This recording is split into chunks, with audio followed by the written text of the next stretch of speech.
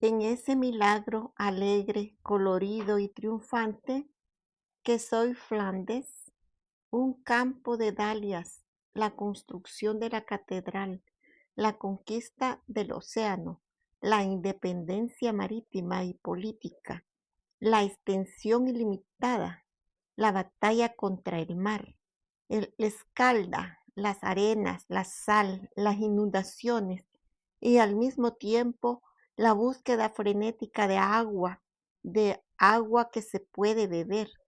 De todo ello habría destacado la gran figura de Amberes desde su primera expansión por el mundo a lo largo de los siglos. En definitiva, habría sido una especie de novela de un milenio, de una raza, de una civilización, de investigaciones e intentos de generaciones de hombres unidos entre sí.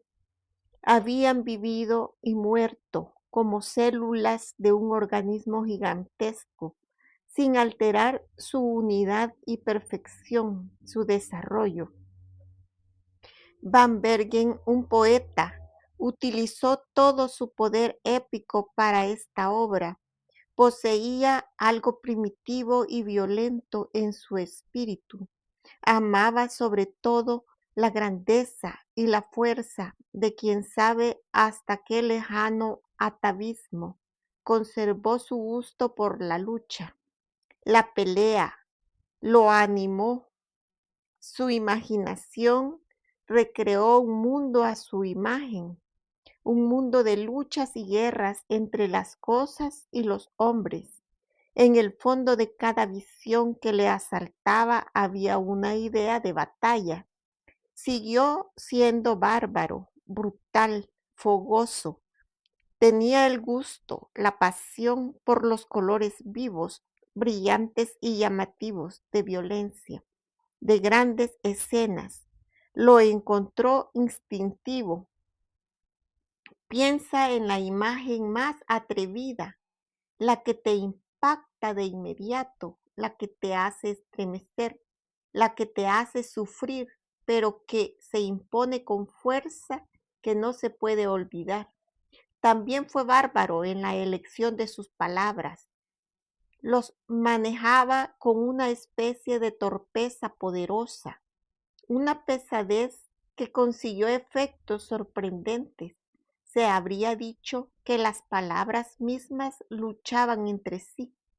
Construyó su frase como un muro de granito en grandes bloques mal encuadrados, mal dispuestos pero indestructibles, con un impulso irresistible que todavía la hacía alcanzar una especie de grandeza salvaje. Se creó así un género de poesía, de un lirismo enteramente personal, violento, agresivo y caótico, pero de un vigor magnífico y bárbaro. También él, como los primitivos, sabía a veces encontrar una imagen más violenta de símbolos ciclópeos, un breve momento de emoción delicada, casi infantil, que hacía doler el corazón. Le gustaba mucho hablar, las palabras fluían con facilidad y sirvieron para preparar el trabajo de la pluma. Hablaba con grandes gestos, casi esculpiendo el vacío, dando forma a las palabras y frases, como si fueran arcilla. Se excitaba con facilidad. Tenía una manera de elevarse, de dejarse llevar sin darse cuenta, lo cual no era ridículo porque se hacía según la naturaleza. Construyó una especie de imagen panteísta del mundo, en la que dio vida y aliento a todas las cosas, animando la materia, dándole un impulso vital y encontrando espontáneamente la imagen que la hace vivir. Habló así el mundo e impuso su visión a su alrededor. Terminamos viendo cómo él y dar un alma y un aliento a la tierra, el odio a la ironía, el horror a todo lo que es ligero, gracioso y tontamente adorable. Una persona a compartir y a vibrar el gusto por lo fuerte, lo severo y lo grande, con un canto dulce, con una cierta ternura profunda, caracteriza su temperamento y hace pensar en algunos contras nórdicos en la estructura de su cerebro. Era un pequeño barco pesquero que Van Berger había comprado en un puerto bretón. Tenía un solo mástil con una gran vela en forma de trampa, lo que le permitía recorrer distancias cortas. Una locomotora auxiliar le ayudó a regresar solo al aeropuerto o remontar el Escalda y los canales internos, incluso hasta Bruselas y Gante. Van Bergen, excepto cuando se hacía a la mar, lo operaba solo. A menudo llevaba consigo a las dos mujeres. Luego caminaban al azar por el ancho lecho del Escalda, entre orillas bajas y arenosas, llenas de altos narcisos verdes, o de diques de árboles, o de postes podridos o reverdecidos por las algas o el musgo. Aquí y allá se veían pequeñas playas artificiales de arena blanca, con un gran barco viejo amarrado a tierra, que servía de mirador o de cafetería. Los tíos y el sobrino fueron a la ría, a las islas holandesas de la desembocadura, al mar. Luego regresaron a Amberes. Por la tarde, aprovechando la marea, pasaron por la gran esclusa de Cruikshank, 18 kilómetros de la ciudad. Luego cruzaron todo el puerto. Se deslizaban sobre el agua, acompañados por el regular y sordo golpe del motor. El barco pesquero formó con su hélice una larga ola en la tranquila superficie del agua. Van Bergen se paró sosteniendo la barra y habló. Aún más le gustaba el enorme puerto de su ciudad, uno de los más grandes que la Tierra, con sus 45 Sadepoisele, cables que formaban en el fondo una toma con batome esparce una rejilla. Tan pronto como el viento de la carrera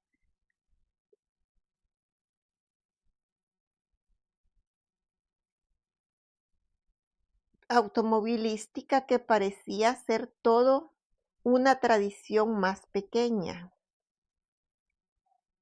Les enseñó las grandes fábricas,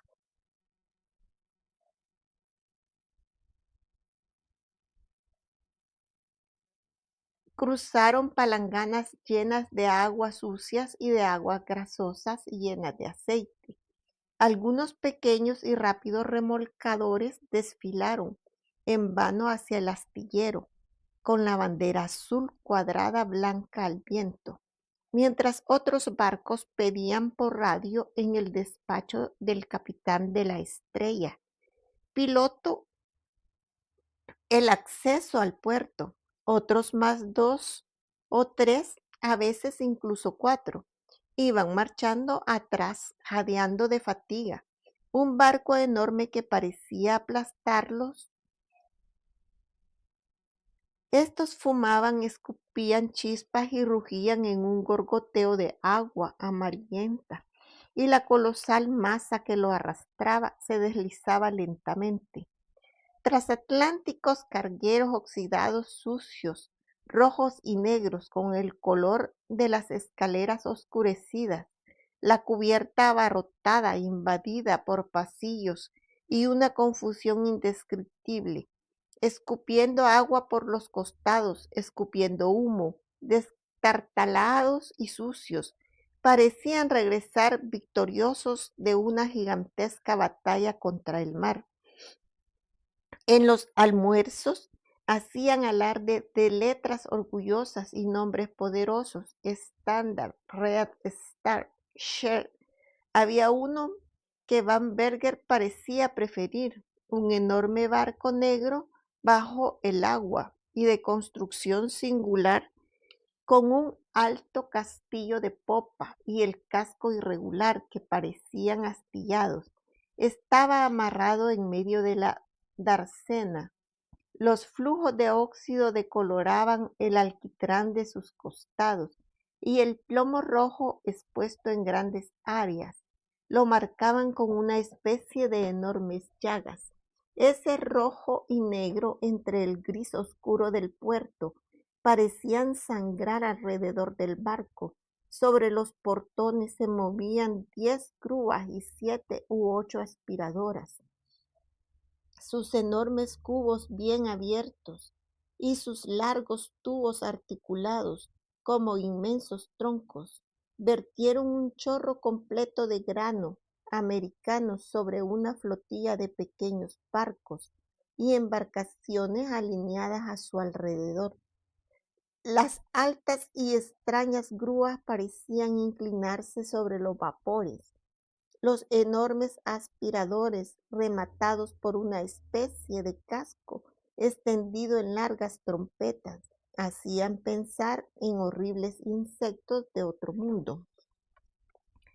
Una pesada nube de hollín, negra y compacta, se arrastraba y se hacía pesada a su alrededor, completando los rasgos fantásticos de la escena. Hacían pensar en un gran cadáver ensangrentado, descuartizado y succionado por monstruos.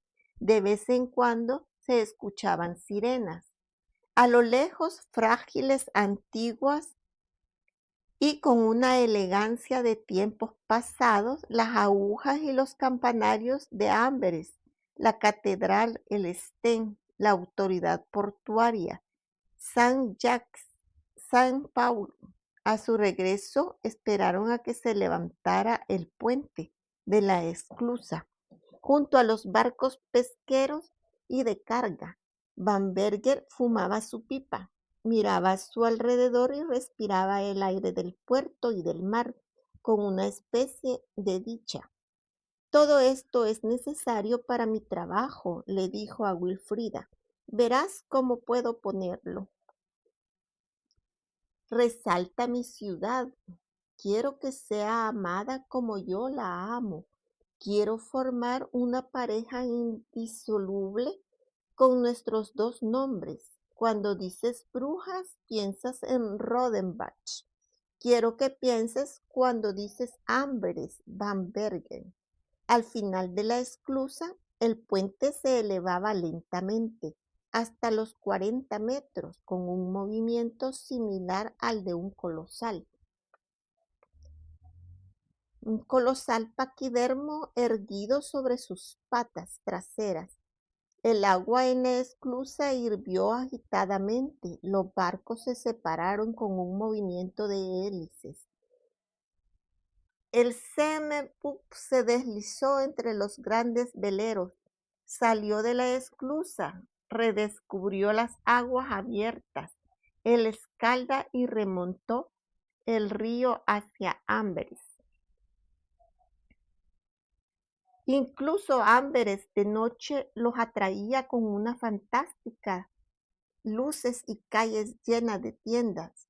Preferían la avenida de Kaiser, la calma silenciosa de los barrios ricos del sur, pero también de noche, las calles repletas de gente cerca del puerto, negras, llenas de mujeres y trabajadoras.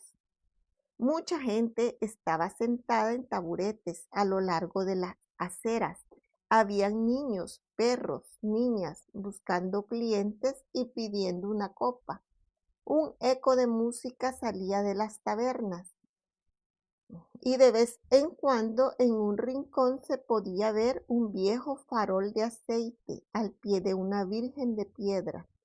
Esta era la vida que prefería Bambergen, la vida del pueblo, intensa y fuerte, Le gustaba conversar con los estibadores y porteadores, a quienes a menudo ofrecía una copa. Era muy conocido, casi popular. A veces incluso tenía aventuras que no le desagradaban. Una vez, dos marineros que estaban peleando se volvieron contra él, que había intentado separarlos. Lo obligaron a arrojar a uno de ellos al agua, mientras el otro huía. Todo esto causó un gran revuelo en la comisaría. A veces, cuando entraban en una taberna, eran recibidos con un sentimiento de hostilidad. Wilfrida, ya acostumbrada, no dijo nada, pero Carolina tenía miedo. Van Bergen se acercaba a los hombres y les proponía una partida de cartas o un torneo de guantelele. Era muy bueno, ganaba a menudo y pagaba bien si perdía. La hostilidad se transformó luego en entusiasmo cordial. Una vez tuvo incluso los honores de un triunfo porque, aceptando un desafío, levantó y llevó con los brazos hasta la cubierta de un barco un enorme trozo de hierro fundido que dos hombres no habían logrado hacer.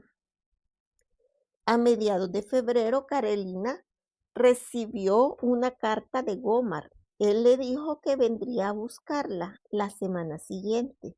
Aconsejada por su tío, Carolina puso, sin embargo, estas condiciones. Gomar tenía que dejar el contrabando, dejar la taberna, abandonar el pueblo de Chozas y buscar un trabajo honesto y estable. Gomar respondió que aceptaba. Vino a recoger a su esposa el sábado siguiente. Llegó a casa de los Van Bergen alrededor de las 3 de la tarde. La criada lo dejó en antesala un poco tímido, a pesar de su habitual confianza, en ese ambiente tranquilo y lujoso en el que lo habían dejado entrar. Vagamente sintió que la brutalidad no estaba de moda y se sintió desarmado. Ni siquiera se atrevió a encender su pipa. Al mismo tiempo, una ira sorda comenzó a hervir dentro de él, nuevamente contra su esposa, quien lo hizo esperar, imponiéndole una especie de humillación. Había estado paciente durante unos minutos en el borde de su silla. Cuando se abrió la puerta, se levantó rápidamente. Era simplemente Carolina. Ah, aquí estás, Sid, le dijo. ¿Estás listo? Ven conmigo primero a hacer qué. Mi tío quiere hablar contigo, le dijo. No tengo nada que ver con él, respondió. Pero como ella estaba en camino, tuvo que seguirla contra su voluntad hasta el estudio de Domitin. Van Bergen. Van Bergen trabajó como siempre. Wilfrida estaba cerca de él. Levantó la cabeza y miró